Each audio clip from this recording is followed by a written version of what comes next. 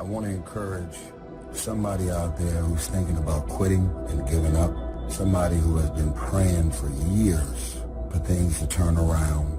You're thinking about quitting, you're thinking about giving up, you are caving in. This is for you. I'm in a fight for my life. I'm in a fight to be a man. I'm in a fight to be a father. I'm in a fight to be a mama. Some of me wants to quit it and walk away. I'm in a fight. Give me somebody in here. Don't give up. Don't give up. Stay in it. Stay focused. You need to change your mind because some of you are thinking about giving up because you're in a season of failure. But just because you failed doesn't mean that God doesn't have a bright future in store for you. It is always too soon to quit.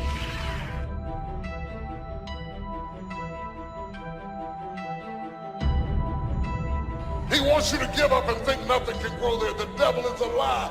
The darkness is not real. This is not the time to throw in the towel. This is not the time to give up. It's the time to trust God more, to dig in deeper. The joy is not in the success. The joy is in trying.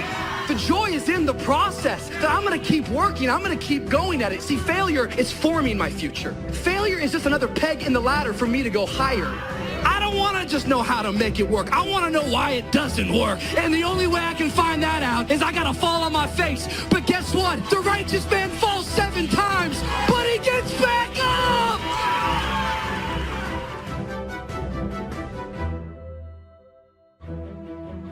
Everybody has something that strikes terror in them to do it.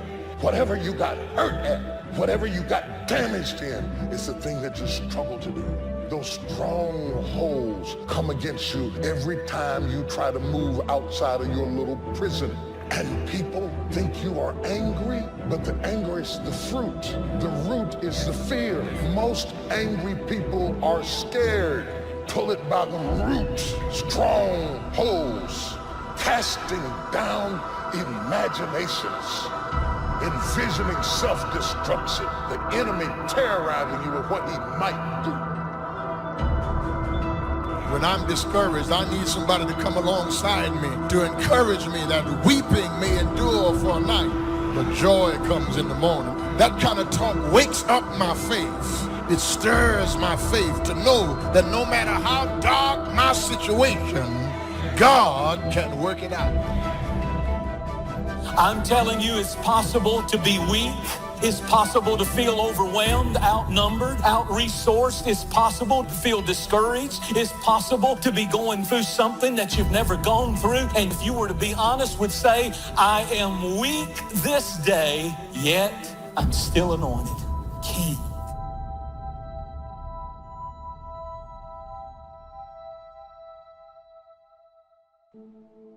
You have to make a decision that I will learn from this thing. I've resolved in my spirit that every experience is my education. So the good experiences and the bad experiences, I'm going to learn from that, and I'm going to discover the opportunity for me to grow and for me to get better. I'm telling you, I've already made up my mind that I know I will fall down. I know that I will stumble, but I already see myself getting back up. Therefore, I'm never down. I'm either up or getting back up. I'm going to learn. Sooner or later, you're going to end up with just you and God and your dream and your pain, and you're going to be the one that's going to have to decide if you're going to go through or if you're going to give up. You got to go through some things in order for you to get faith. You've got to have some life experiences under your belt so you can talk about how strong your faith is. Because if your faith has never been tested, you can't brag on how strong it is. Anxiety, it makes us feel out of control, and we're trying to put things in order. And so often the very thing that we're afraid of, it's not even as bad as fear itself. Fear is always false evidence appearing real. And when you abide in fear, you're gonna always be running for your life. That's why we're the people of God, and we focus on our faith, because our faith always leads us to life, and life more abundantly.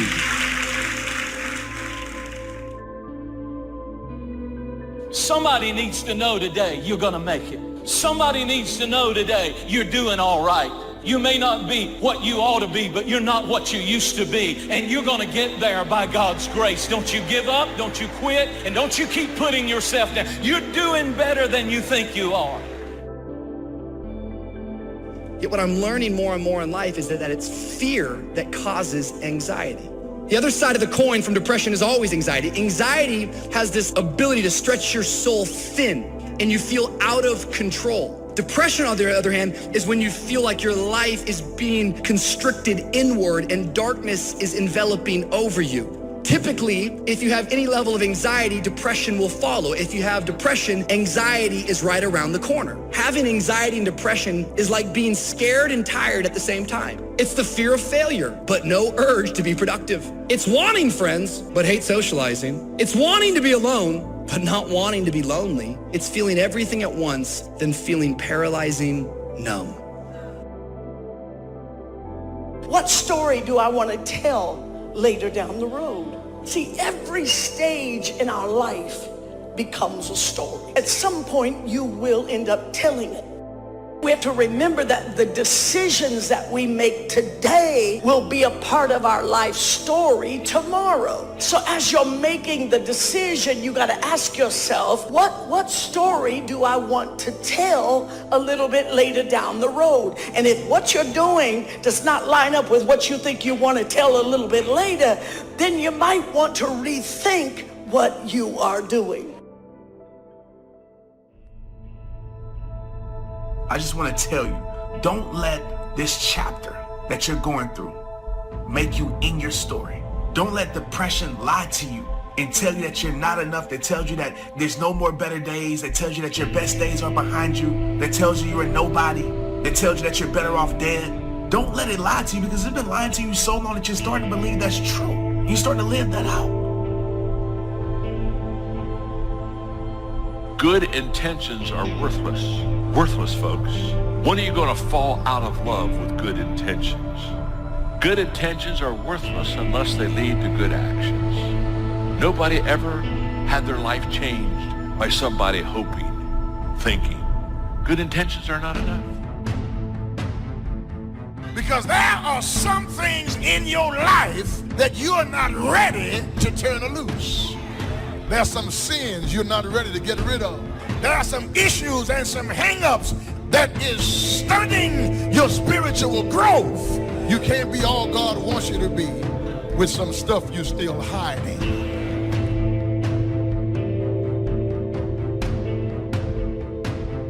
It's time for you to dig up all those seeds of doubt, all those seeds of lies. And at this moment, replace those seeds with seeds of faith. And how you do that is just simply this. How you fight your depression is just simply this. You tell yourself, yeah, I'm going through this, but at least I'm not dead. Find a way to find appreciation. Somebody has it worse. Somebody wants your life as bad as you think that it is. Somebody's praying to be in your shoes, and you're still here. So I want you to keep fighting. You find any reason to survive right now, to make it to see tomorrow. That drive and that attitude of never quit, it's a powerful force, and it does push you over the edge to victory in many cases. But over that attitude, you have to layer something on top of that. It's basically strategic vision and understanding of the battlefield as a whole. So you absolutely need to know when you gotta stop beating your head against the wall. You gotta know that. You're doing the best you can, but you put one foot forward and two steps are made back. You're trying, but things don't seem to be quite working out the way you planned. You thought you'd be in a different place at this season in your life. You're doing everything right, but you're still suffering. You gotta do battle with your own indifference. Boy, it's easy to coast. Especially if you've accomplished something, extraordinary now. Somebody says, I gotta relax. Here's the key, not too long. You got to make those decisions. The ones that don't turn out to be good gives you experience to make better decisions. Don't let much time go by without making some decisions. The ones that you can make quickly, make them quickly. The ones that take time, take your time. Don't let indecision be an enemy, rob you of the future, empty your bank account. Don't let that happen.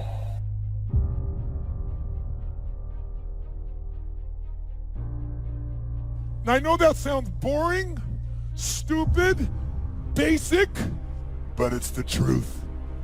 The only thing that changes our life long term is when we raise our standards.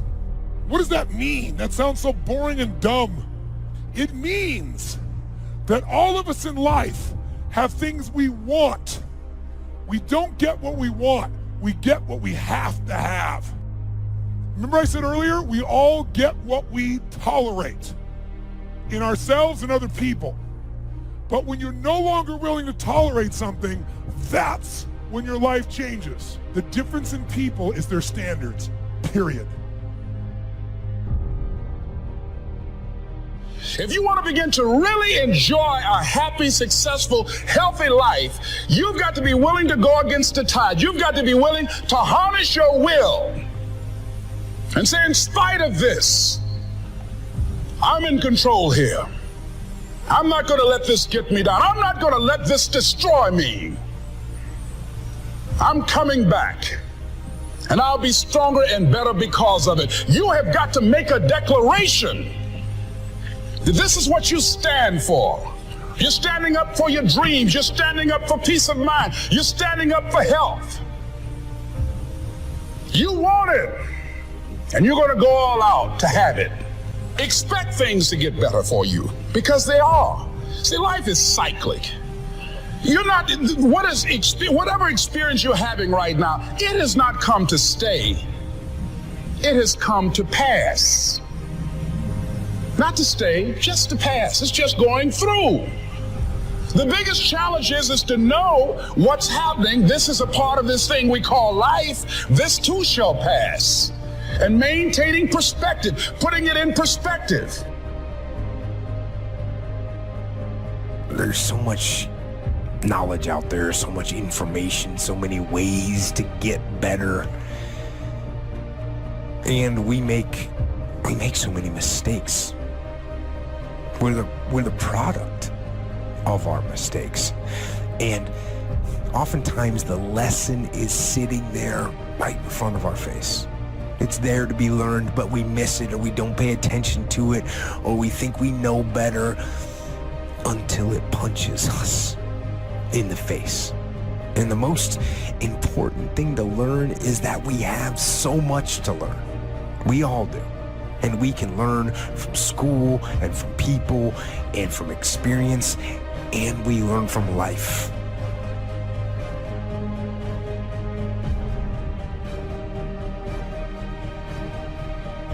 You have to process the information. You have to absorb it. You have to accept it. You have to open your mind. You gotta free your mind so that you can learn and make real progress.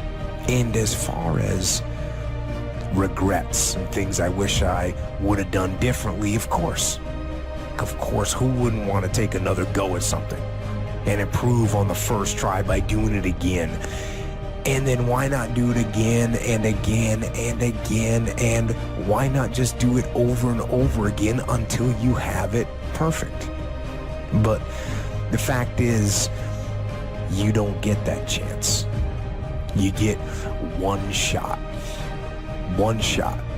at this gig right here, life. Ultimately, if you're going to have lasting change in anything, you're really talking about just raising your standards. I mean, I always tell people, if you want to know how to change your life, I give it to you in 3 words, boring as it sounds: raise your standards. And what does that mean? Corny as it sounds. Raise your standards. Oh, thank you for the breakthrough thought, Tony. I'm glad I wasted my time watching this little email with you. But think about it. Lasting change is different than a goal. You don't always get your goals, but you always get your standards. Maybe it would help you is to think about it this way. I try to explain standards to people with a different set of words.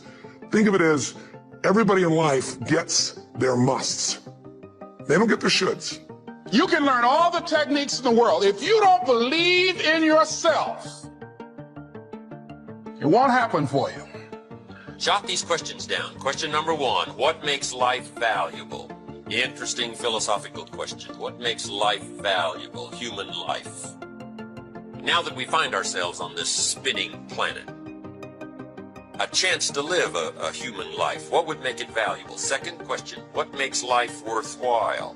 Third question, what makes life work well? Good practical question. Now, under work well, we could put, spiritually, socially, personally, economically, physically. There's a lot of different aspects to making life work well. But that'll suffice, because those questions, I think, are very vitally important.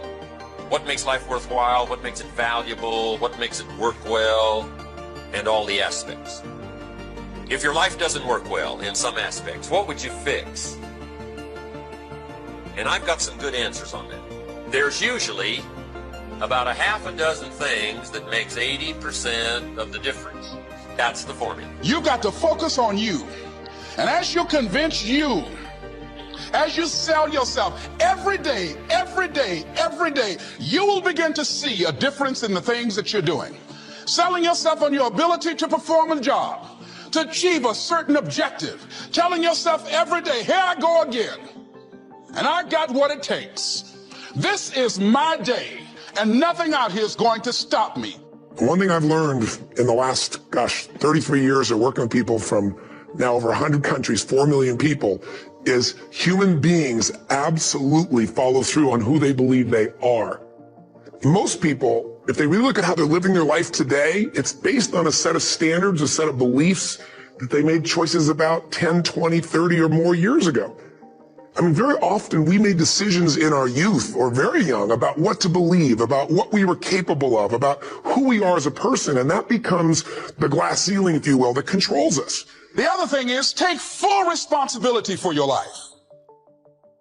Accept where you are and the responsibility that you're going to take yourself where you want to go. Someone said we have two primary choices in life. We can either accept conditions as they exist, or we can take the responsibility to change them. So let me give you an example. Now, you said you're the king of hustle, right? But I would actually debate that. When I talk about hustle, I talk about the people who believe that you have to work an ungodly number of hours to be successful. There is a much healthier way. So there are two different types of people who are talking about entrepreneurship today. There's the type of people who talk about entrepreneurship purely in the physical sense. It's about the number of hours you work. It's about the number of phone calls. And of course, hard work has its place. But then you see the rise of books by people like Michael Singer, who wrote the book, The Surrender Experiment. And if you read the book, it's kind of cool. This guy built a billion-dollar software company, and he talks about how he did that by surrendering, by going within, by having a daily meditation practice. Now, in your case, I believe you're doing it. You're also moving to that approach, but you're doing it unconsciously. When I listened to you speak at A-Fest, and you spoke about how you sit down, you relax, and you thinkitate, and these ideas come into you, you're tapping into something. Tom, you're tapping into your intuition. That is a far more efficient way than trying to hustle to get these ideas. You're going within. So you're already doing one of the first steps. Now, the second part is how can you optimize your rate of going from idea to reality. That's the second part of bending reality. And there are a significant number of tools that you can put into play to help you do that by working on your inner states. For example, one is creative visualization. There are so many studies that show that what you visualize in your mind, you can help accelerate in the world. For example, one study called the finger abduction experiment basically had people exercise their fingers, okay, like physically exercising fingers, and then a control group of people visualize themselves exercising their fingers. And what they found is that one group grew finger strength by, let's say about 10%, the other group by 9%, really close, just by visualizing their fingers. Now, the same thing happens in sales. You can actually accelerate your sales closing rate by visualizing the outcome. And we don't really understand how it works, but we know it works. And the same thing happens in your entrepreneurial life. When you get a clear vision of the business you want to create, of the lifestyle you want to create, you move towards that faster. And so meditation to me is not just about going zen. It's not just about like focusing on your breathing. It's about knowing how to tap in, which you do so well, and then knowing how to get clear on what you want and to focus on that vision for a few minutes every day. I am afraid that too many times we have put so much focus on teaching you to be good seed that we haven't taught you the power of good soil. And so when we come to soil issues, the seed ignores the soil. We flick the channel. That has nothing to do with me. We close our eyes because we have been taught to be good seed, but we have not been taught to pay attention to soil. And yet the Bible is clear. Jesus says the soil went forth sowing seed. And some fell by the wayside. Some fell amongst rocks, some fell amongst thorns. The whole text is about environment. Look at you and look at your environment. Have you been positioned to flourish? Positioning has a lot to do with flourishing. To be in an environment, in a family that supports you. My sister and I were talking the other day. I was telling her what an amazing person she is, that all of our lives together and all the things that God did in my life, not once in all of the years that I've known her, and she was there when Mama had me, have I ever known her to be jealous of me. Not once, not ever. She has always been my cheerleader and my greatest fan. And she said, how could I be jealous of you? You're my brother. I said, a lot of people have siblings that hate them, that are jealous of them, that hope they choke. And some of my development has to be that God planted me in an environment of people that supported me. My brother, my sister, my mother, my father, they all supported me. You can have good seed, but if you've been in bad soil, people who hated you, environments that denied you, education that underserved you, communities that limited you, mentalities that poisoned you. Oh, do you hear what I'm saying? If your soil wasn't right, it doesn't mean that you're not right, but if your soil wasn't right, it's going to affect how you root and how you grow. And you might grow a little bit. The Bible says you can grow for a while, but then the thorns will choke you out, or the rocks will not have enough soil for your roots to grow. Are you blaming God for something you ought to be blaming the soil for? You cannot take a peach seed and plant it in a teaspoon of dirt and expect it to grow. Though the teaspoon of the dirt is the same size as the peach seed, it will not grow. The seed will only grow when it is planted in something bigger than itself. And I want to know, where are you planted this morning? Are you planted in something bigger than you? Or have you always been planted in teacups, surrounded by little dirt, little resources, small-minded people, narrow, limited places that never let you stretch to reach your capacity? Sometimes you gotta go where the corn is. The best place is actually our podcast. Is Quick Brain, K-W-I-K Brain. It's really my last name. I didn't change it to do what I did. It's my father's name, my grandfather's name. But this is a new venture for us. We publish a couple episodes a week, and it's really, every episode is less than 20 minutes. It's to be able to say that these are brain hacks for busy people who want to learn faster and achieve more. Everything from read a book a week to remember people's names to my top 10 favorite brain foods to how to eliminate or add new habits. That's the best place. People go to quickbrain.com and they could join a private Facebook group there and post questions for future episodes, and also download free. We give them $100 worth of brain training as a gift. Or any social media. You know, I love our social media. Yes. So anything at Jim Quick on Twitter, Instagram, or Facebook.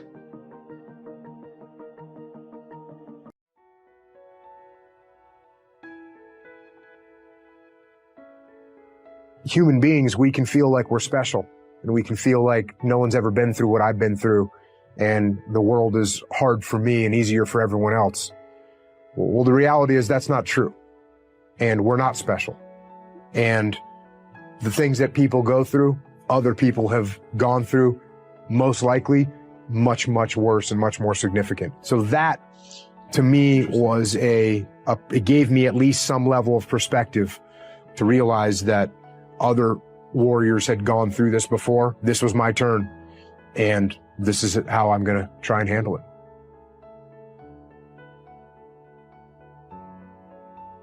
Okay, so how do we get to this point? How do we get to a point where we will move forward regardless of what's going on in life? Because this is something most people won't do. You know it too. It's not just you, it's most people. So if you can get you to do it, how much of an advantage does that give you over the rest of the people? A fucking huge one. So what I would like you to consider is, how can you improve this part of your life? Well, it's real simple, guys. And I learned this lesson from a guitar teacher I had 10 years ago. All right. And he said to me, hey, Andy, you don't have any fucking patience. And I'm like, well, no shit, Matthew. I have fucking zero patience. And he's like, you know how you get patience? And I said, how? And he says, by doing things that require patience. And that's what I want you to remember. If you need to understand and you need to develop how to operate regardless of what's going on in external circumstances when things are inconvenient, how do you get better at that? Well, you get better at that by doing things that are inconvenient intentionally. Okay, looking for opportunities to move forward when the circumstances are not ideal. All right, looking for opportunities to make things harder on yourself. Looking for opportunities to develop the mental aspect of discipline and fortitude that are going to move you forward. Guys, this is a major, major, major key to winning long-term in life. All right, I'm not talking about motherfuckers that win once. I'm not talking about, that's not my people. That's not you. Okay. I'm talking about making a life where you are a perpetual winner in any direction you decide to go. All right. And this is a skill you're going to have to develop. So number one, realize, hey, do you have this or do you not? Take inventory of how many times you're talking yourself out of everything. Take inventory how many times you justify your lack of action based upon what's going on with your mood or your world or your relationship or your job. How many times are you talking yourself out of doing what you know you need to do? My guess is probably a lot more than you should be. All right. So guys, first realize that you have to build the skill. And secondly, start looking to actively build that. Now, a lot of people, all the fucking weak ass motherfuckers in the world will fucking comment, why would I work to make things harder on myself? This is fucking stupid. Who the fuck is this guy? Well, this is a motherfucker that built a whole lot of shit for fucking nothing, telling you how to fucking win. Okay? That's what it is. And I'm telling you that if you want to develop this superhuman skill of kicking ass every single time, no matter what the fuck is going on in your life, no matter what's going on in your world, no matter what's going on with the weather, no matter what's going on in our crazy ass society, if you want to learn how to kick ass, regardless of all those things, you will actively seek out opportunities to strengthen this muscle that is doing shit when it's not convenient. Okay? That's called discipline. Now, discipline, guys, is the key to everything. This is why I talk about it so much. If you could be in control of your decisions and your actions 100% of the time, what could you not accomplish? And how could you be held back? And how could you not get where you want to go? Because if we're being honest with ourselves, the reason you're not where you want to be can only be one of two things. It could be one, you're working the wrong plan. And in that case, there's lots of people out there, including me, that will help you figure out how to get on the right plan. Secondly, if you are on the right plan, it's that you're not doing it long enough. You haven't been doing it long enough. Okay. And the reason that you probably haven't been doing it long enough is because you fucking talk yourself out of it every time the shit ain't convenient. Success and winning is not convenient. Success and winning is not comfortable. Success and winning in fucking life is going to be a daily fucking task for you. I'm kind of antisocial, right? Like, if you don't know me, we're not going to have a conversation. Like, we're not having I'm not walking up and talking to you. If I don't know you, I'm not walking up and saying hi to you. It's not happening. It's not my personality. If You say hi to me, I'll say hi. I'm not disrespectful. I'm not rude, but I'm not looking to have a bunch of conversations with people. And so that's known to me. That's not okay for the business side of my life, which is, hey, I got to talk to people, got to build relationships, had to know my commanding officer, had to know the commodore, had to know the conventional battalion commander, had to know the brigade commander, had to build relationships. Could I just talk about the war with the brigade commander? Well, I could, but what's more powerful, that I talk about war and I talk about where I'm from or where he's from or what, other things? Yes, because I want to build a relationship. Why? Because I'm trying to build trust. What? Why? Because I want him to allow me to go out there and do things in his battle space. So that's what they're asking here. They're asking you to step out of your comfort zone. Does it need to become your primary focus? No. Should you try and step out of the comfort zone? If you want to grow, if you want to have more opportunity, I would give it a try. If not, like I said, if you hate it and you feel like you're not being true to your true self, that's okay. Maybe your true self is meant to be the one that's back not getting promoted. They need somebody to do that. Yeah. If it's not you, it might be somebody else. Yeah. It's another one of those tough questions where people, hit me with like, should I be loyal to myself? Because the obvious answer that everyone wants to hear is like, yeah, dude, the most important thing is you got to be loyal to yourself. That's the most important thing. Yeah. Okay. If that's what your priority is, then that's the most important thing. But guess what? Who can take care of the other kitchen dogs that respect you so much? Who can take a better care of them than you can? Because if you don't get promoted and Johnny Glamour Boy gets promoted because he likes to go out and schmooze the clients, and now he gets promoted, and now who's going to take care of the kitchen dogs on his time, right? Not him. He doesn't care. He got promoted not for taking care of his guys. He got promoted because he schmoozed the clients. And so my thought process was, man, if I'm gonna give up on wind sprints, there's no way I can lead a family. I'm like, man, if I can't lead a huddle, there's no way I can lead my son and my daughter one day. I'm like, man, if I can't show up on time, there's no way I can lead a wife and 2 children. If I can't do what I say I'm gonna do, there's no way I can be a leader, a priest, and a protector and a provider. It's no way. And so what happens is you have people that look good, they look like Tarzan, but on the inside, they're Jane. You got people that know sports through and through, and to the public, they're public success, but behind closed doors, they're private failure. They can't give the same energy and the same passion to every aspect of their lives. To the thing they're passionate about, they can do it like no other. But in every aspect of their lives, they can't take that energy, that passion, that level of dedication and commitment to everything that they do and understand that it's a representation of who they are. At the end of the day, the core of who they are, it's almost like when you look at Adidas, impossible is nothing. When you look at Nike, you think just do it. And so I always ask people, when I look at you, what do I think? Excuses. When I look at you, do I think victory? Do I look at you, do I think, man, that's a champion right there. That's a guy that I know I can rely on. And when things go south, he's still going to show up and give me everything he got. I told a guy 2 weeks ago, I said, brother, everybody know what to do when everything go right. I said, but the only question you haven't answered for me yet is, what are you going to do when you don't get what you thought you were going to get? What are you going to do when things go wrong? What are you going to do when you work for it and you put yourself in position to get the position, then they come to you and tell you don't have it and you feel played? Will you give up on the mission that you once had to impact lives? The reason I thank you is because I know we need you. The reason I thank teachers all the time is I know we need them. My wife wanted to be a teacher from the time I met her and we was in the 2nd grade. And everybody at the park man, I want to go to the NBA. I want to go to the NFL, Major League Baseball. She's like, I want to be a teacher. I'm like, teacher? She's like, yeah, I want to impact people's lives the way my 2nd grade math teacher impacted my life when I lost both of my parents and they got murdered on the same streets that we walked down to school. I'm like, man, it's deeper than that. I knew it was deeper than that when I met her in 8th grade math class, and our math teacher made us recite a proverb before school every morning. And one day we're walking to lunch and he tapped my shoulder and he said, man, you're going to marry that young lady one day. I said, you lost your mind. I need to get out of your class. I said, it was cool to teach me math. Now you're talking about my life. You tripping. And he ended up walking my wife down the aisle at our wedding. And when he handed her off, he walked by me and winked. He said, I told you. But I'm sitting there thinking, how did he see it? And I started to backtrack and I said, I know exactly how he saw it. I was on a corner in my neighborhood one night with my uncles, and 2 of them are doing 40 years and 20 years in prison, federal penitentiary. And I was just standing there. I wasn't doing no drugs, no drinking, none of that. I was a ball player. And a red Dodge Ram pickup truck pulled up. My uncle taps my leg and says, Ink, who is that? I said, man, that looks like my 8th grade math teacher and basketball coach. They said, what does he want? I said, what's up, Oak? How you doing, sir?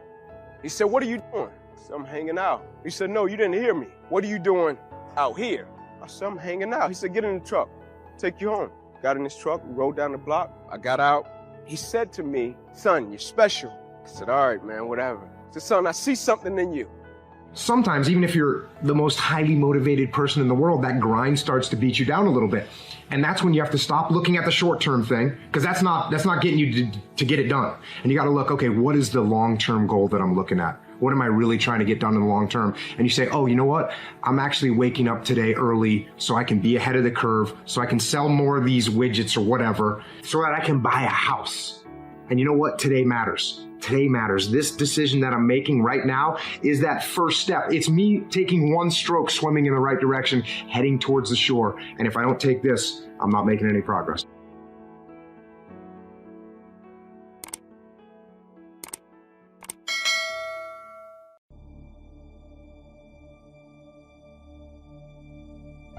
So step number 1, decide to develop the habit right now, the habit of focusing on what's right in your world instead of what's wrong. The habit of focusing on what you do have instead of what you don't have in a situation. And as basic as that is, and as well as you know it, you've got to make it a habit. Because those habits form the chain of your ultimate character, of who you become and how you end up living your life. We've got to condition ourselves, because if we don't, we'll go back to the automatic state that most people live in today's society. The way to develop the habit is to go on a mental diet. I did this several years ago. As positive as I was going through unbelievable pain at the time. I had some major disappointments, some frustrations. I felt like I'd given it all. But what turned me around is one day I picked up this book called The 7-Day Mental Diet. It was a little tiny little booklet. And all the booklet really did was, for about 12 of the 14 pages, it challenged me to really see if I could really truly, for 7 days, live my life without one negative thought. And it kept saying throughout the book, now don't just say, yeah, I can do it, and don't just say, I'm going to do it. Think for a while before you commit to this. Don't actually commit unless you're really going to do it for 7 straight days, no matter what. It doesn't mean you don't have a negative thought. It just means that if you have a negative thought, you don't speak it. You set it aside, you forget about it, or you replace it. If you say something negative, you go erase. What I really mean is this. Or you say, that's not what I mean. Here's what I mean is this. And you immediately focus on something good. It's not that nothing negative ever comes out. It's that you immediately do not allow yourself to hold a negative feeling, a negative thought for 7 straight days, day and night, even when it gets tough, even when somebody disappoints you, even when you get frustrated, even when you give your all and it still turns up lousy. Listen, if all I did was rant and rave on this tape and you didn't listen to anything else I said, but you took on this 7-day challenge, you can't believe what it'll do to your life. Now, I got to tell you, when I first read the book, I thought, wait a second, being positive isn't going to change my life. I got to deal with the real problems around me, those real challenges that are out there. I don't want to just be positive. Somebody says, how's it going? I go, I'm doing great. And they go, why? You go, I don't know, but I just feel good. I don't want to be that way. I want to be real. I want to be on top of things. But you know what? I thought, wait a second. I can be positive about solutions. I can still notice that there's some challenges out there without being negative about it. I can look at the challenges and say, okay, here's what's good about this. Here's how we can use this. Here's how we can turn this thing around. And continue to focus on that. So I took on the challenge for 7 days, changed my life.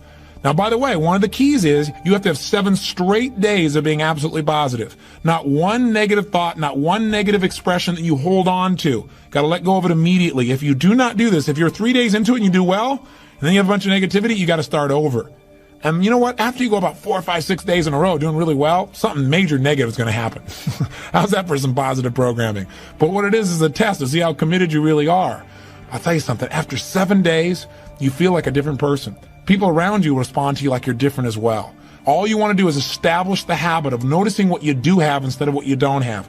Noticing what's great about a situation versus what's not great. Focusing on solution instead of problems. That's what changes your life. Your mind is a weapon, and you got to begin to use it and pick that weapon up and control it. Most people are out of control with their mind. They don't point it at something. They let the world point it, and they misfire all the time. So today, I want you to pick up that weapon that is your mind and begin to point it at the things you want, knowing that it's a magnet that draws to you the things in your life that you would most like to have or that you would most not like to have. And that's where most people make the mistakes in their life. So today I want you to begin with first taking an inventory of the thoughts you have that don't serve you. And I want you to write them down. And I want you to eliminate them. Step 1, write down the thoughts that don't serve you and eliminate them. How do I eliminate them? By replacement. You eliminate them with replacement by thinking a new thought. It's as simple as saying, what thought would I need to have that would serve me to get this goal or dream or vision that I have? And get that thought, write it down, repeat it over and over and over and over again. Because there's a part of our brain called the reticular activating system. And it's the filter that we see the entire world through. I talk about it a great deal in my book, Max Out Your Life. You can click the link here. There's a little bit of the description in the bio as well, or go to maxoutbook.com. You can get the book or go to Amazon. But I talk about this in the book. The reticular activating system is the filter through which you see the entire world. It's powerful. And so that's why it filters out all the things in your life that aren't important to you, so that you can be sane. You don't feel the blood rushing through your left ear. You're not conscious of your breathing. A million stimulus would hit you. If you couldn't filter things out, you'd go crazy. This allows you to only filter into your consciousness what is most important to you. And what's most important to you is what you think about all the time. And it creates a filter. For example, that's why if something's important to you, the reticular activator reveals it to you through vision, sound, touch, you name it. And so, for example, you ever buy a new car, you've got a new, blue Honda car. All of a sudden, don't you see that car everywhere? It's on the third, it could be 3 lanes over, other side of the freeway. You see blue Hondas all of a sudden everywhere. They were already all over the road. Why do you see them all of a sudden? You ever notice that before? Because that's become important to you, because it's part of your reticular activating system now. So what if you could program your mind that the blue Hondas of your life are your goals, your dreams, and your visions? And the way we do that is repeated thinking, looking at our goals, visualizing them, seeing them over and over again. So let me give you a couple tips to do that. Number one, your smartphone you check about 400 times a day. 400. The most important thing you could do is on your screensaver, program the thoughts that would serve you, the goals that would serve you. That gives you 400 triggers a day. Every time you pick up this phone, you're looking at your blue Hondas. You're looking at what's most important to you. And what happens is when you put that down, the RAS begins unconsciously to help filter into your existence the people, the places, the conversations, the things that will help you materialize that space you've created with the thought. It fills it with the furniture of your life, the furniture, the people, places, and things. So the second thing is to program your phone with your goals and dreams. That's 400 triggers a day to begin to alter those 9% of your thoughts. So positive thinking is very important. Of course, you want to clean out toxic beliefs, because in many ways your daily behavior shows your deepest beliefs, but you want to work on mindset along with your heart set, and then along with your health set. Sort of a new word I've been playing with, which is, of course, you want to take care of your health. Why? Because it'll give you more energy, it'll affect your brain in positive ways, it'll reduce stress, it'll make you more resilient, it'll give you more grit, but also it'll give you longevity. And just imagine if you had another 20 or 30 years of your life, what you could do in terms of your income, your impact, your influence. And then mindset and heart set and health set and then soul set. And soul set really is another word I've been playing with and teaching, but that's the fourth element really of a world-class interior life, because if you haven't worked on your soul set, your soul, your spiritual life, then you won't know some kind of a mighty mission or cause that's bigger than your ego. And if you haven't found that, then there's no way in the world you'd be able to take a bullet for that cause or that obsession that is important to you. And as I've often shared, until your mission becomes your obsession, your business will never rise into a movement. So I wanted to offer you those ideas, and I wanted to also remind you of a few things that deep within me I believe are very true. Number one, please remember, genius is less about your genetics and natural gifts, and it's more about your daily routines and your daily rituals, and filling your life with the right people, and filling your mind with the right information, and your heart with the right emotions. And we all can do this. I mean, it's one of the great sadnesses of the world that we pedestal these people who are living, great business lives, or great humanitarians, or great inventors. Like I was very blessed to spend some time with Steve Wozniak, the co-founder of Apple Inc. Last week. And what I learned from him was quite remarkable. And I learned in particular about his commitment to only release world-class products, but also to be a very humble human being, and to be a good person. And he said something when I interviewed him that I want to share with you. He said, when someone is bad to me, I'm good to them. That was a core philosophy. But again, if if someone's bad to you, don't just shift to the positive thinking. Acknowledge if you're angry or sad or hurt or whatever. Acknowledge that so it doesn't stay toxic and repressed and suppressed in you, because that'll affect your performance and your thinking. Feel it and let it go. And then you shift to installing the right mindset. I hope that's making sense. But I know you can play a genius in your own unique way. I know that no matter what you're going through, whether it's good or not so good, it is for your good. I know that even if you're in a hard time of your life, you probably have 1,000 things you could be grateful for. But you know, the human brain has this negativity bias, and it allowed us to survive thousands of years ago when there was a lot of threats in our environment. Now in this modern age, we live like kings and queens relative to how people lived hundreds of years ago. And yet our brain still focuses on what we don't have and the negative qualities in other people and what we wish we had. And you know this, but optically things on the outside look better in other people's lives, and we don't know what people are struggling with.